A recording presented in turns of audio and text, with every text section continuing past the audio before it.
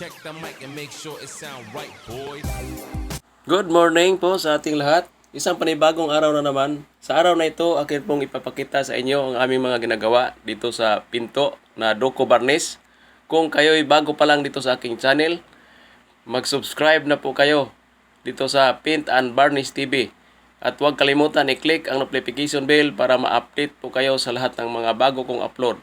Panoorin kung paano ginawa namin ito, mga Doco Barnes dito sa mga pinto at hamba. Maraming nagtatanong dito sa wood stain kung pwede ba daw ito ihalo sa sunny sealer. Pwede po mga kapinta. Yan po yung mga ginagamit po namin dito sa pagkulay. Yan na po yung kinalabasan sa kulay na ginamit naming maple. Panoorin na lang po ninyo hanggang sa dulo, hanggang sa matapos itong aming mga ginagawa.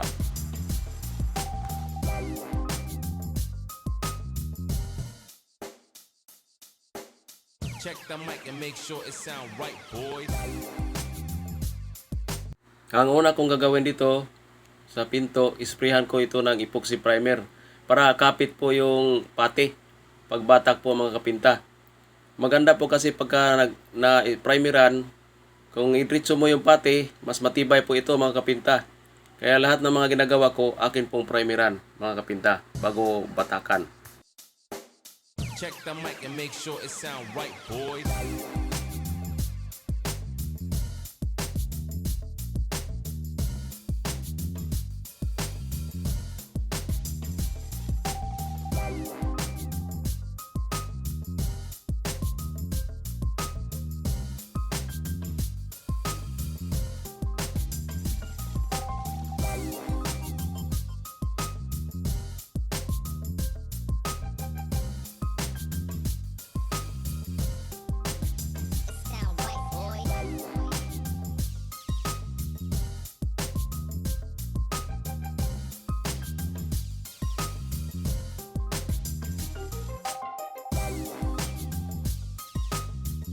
Pagkatapos ma-primer ito, kasi mabilis lang po ito matuyo, kailangan batakan na po ito ng lacquer putty na may halong patching compound.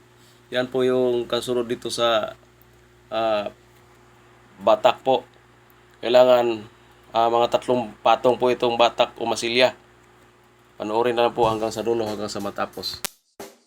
Check the mic and make sure it sound right, boys.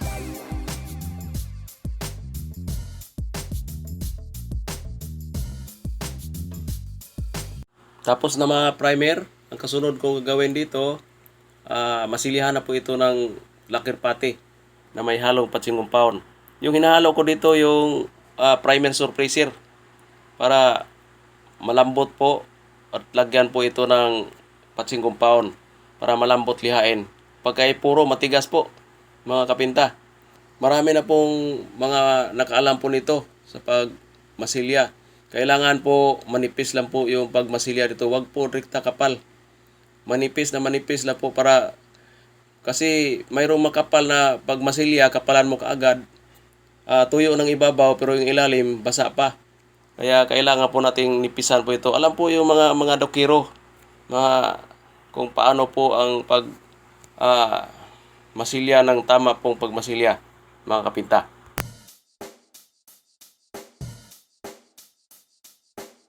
Check the mic and make sure it sound right, boys.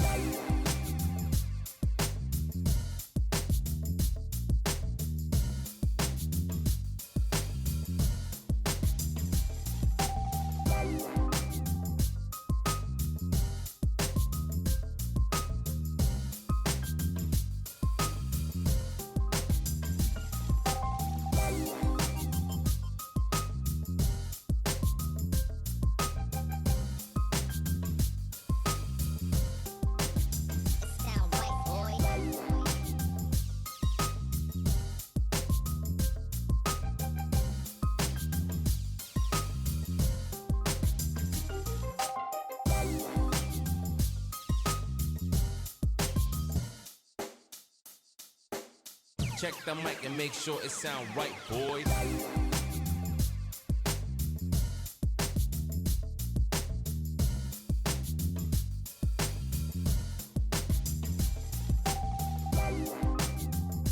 5 pinto itong aming gagawin dito sa taas. Sa CR, dalawa. Master, sa 2 kwarto. Amin po itong ipiprasyon lahat ito, mga kapinta. Kasi doko varnish, medyo matagal po kasi pagka doko varnish, kailangan ilang patong po ang pagbatak nito. Hanggang 4, hanggang hindi makita yung puting-puti na po bago lihain ito, tubig. Kaya panoorin na lang po ninyo hanggang sa dulo, hanggang sa matapos itong aming ginagawang pag doko varnish dito sa mga pinto at sa mga hamba. Yan lang po yung ma-share ko sa inyo na mahabang panahon kong karanasan dito sa pagpintura. At maganda po ito kasi pagka ituro po natin o doon lalo na sa mga baguhan, yung mga nagtatanong tungkol po dito sa mga materialis. Puntahan niya kaagad yan kung anong gagawin. Basta sabihin lang ninyo kahit anong lugar pa yan. Alam niya yan. Basta dito lang sa Anabo. Mga Coastal. Basta dito lugar. Alam niya dito. Parang kabisado na niya dito. Pero pagdating sa subdivision, mawala. Yan ang problema nito. Check the mic and make sure it sound right, boys. Kasunod kong gagawin dito, itong hamba, lihain na po ito ng 240 bago pa po ito primeran. Kailangan po pag nagliha po tayo, tubig po. Karamihan pong gagamit na ito, lalo na pagdoko, kailangan po natin tubig. Kasi yung iba magliha, hindi po sila sanay sa tubig. Sanayin po natin mga kapinta nga magliha ng tubig. Kapag sa kotse, ganoon din po. Kailangan po natin pagka nagkapintura natin ng kotse, maranasan na po natin yan na hindi lang po yung bahay. Kapag hindi ka pa nakapintura ng mga sasakyan, hindi ka pa matawag na pintor talaga kasi yan po yung pinakamasila na gagawin. Personal pintor na po pagka nakaranas ka na ng magpintura ng mga sasakyan. Dahil napakasilan na po nito. Kailangan lagi po tayong tubig. Malaki pong tulong, walang alikabok at tipid pa po sa liha, mga kapinta. Yan ang po yung ma-share ko po sa inyo. Check the mic and make sure it sound right, boys. Kasunod kong gagawin, magtimpla na ko ito ng primer surpriser para po pang primer dito sa mga hamba, sa pinto. Kailangan po natin itong isprayhan ng 3 mano kung pwede para makapal. Para makuha yung mga malalim, maispatan. Kasi masilan po pagka ganitong mga trabaho, lalo na sa mga doko. Makitang-kita po yung mga diferensya pag hindi po maayos pagka masilya. Kailangan po natin itong ayusin pag masilya, mga 4 na patong. Tapos spray, patong, ispat na naman, liha. Marami po mga itong doko, mga kapinta. Matrabaho po. Kailangan lang po natin itong gawin kasi trabaho po natin ito, mga kapinta. Check the mic and make sure it sound right, boys.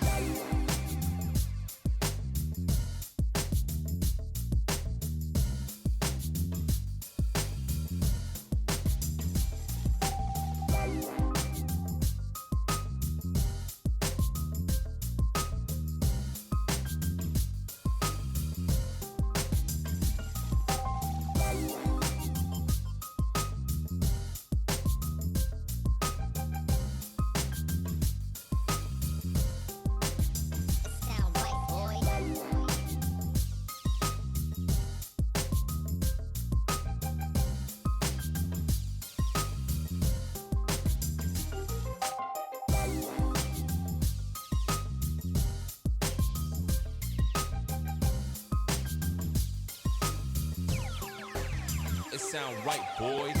sound right, boys. It sound right, boy.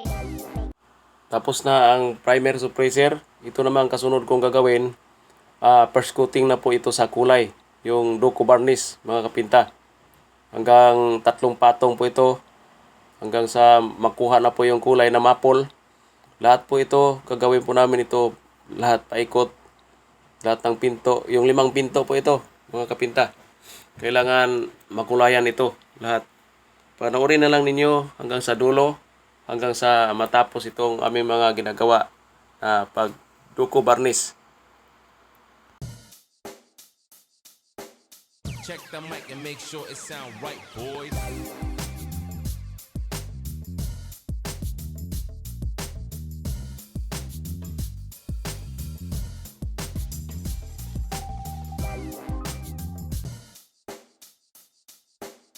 Check the mic and make sure it sound right, boys.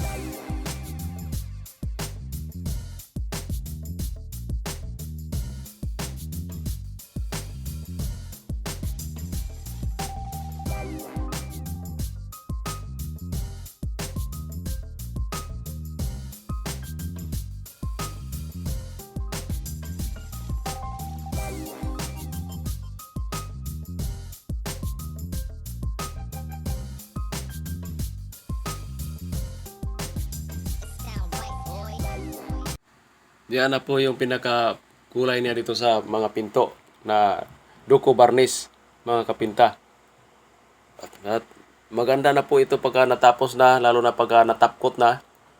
Ayaw nila yung makintab. Gusto nila yung matte finish lang na barnis. Check the mic and make sure it sound right, boys.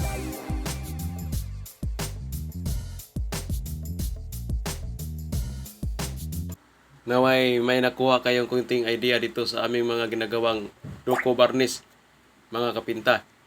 At nakatulong sa inyo itong mga video na ito, lalo-lalo na po sa mga bago. At pakipollow na po sa FB page ko na Paint and Varnish TV. Kung nagustuhan ninyo, mag-like po kayo at mag-comment. Kung may katanungan kayo tungkol dito sa mga materyales, akin din po sasagutin sa oras ng break time o kaya pag-uwi sa bahay. Marami pong salamat. Thank you.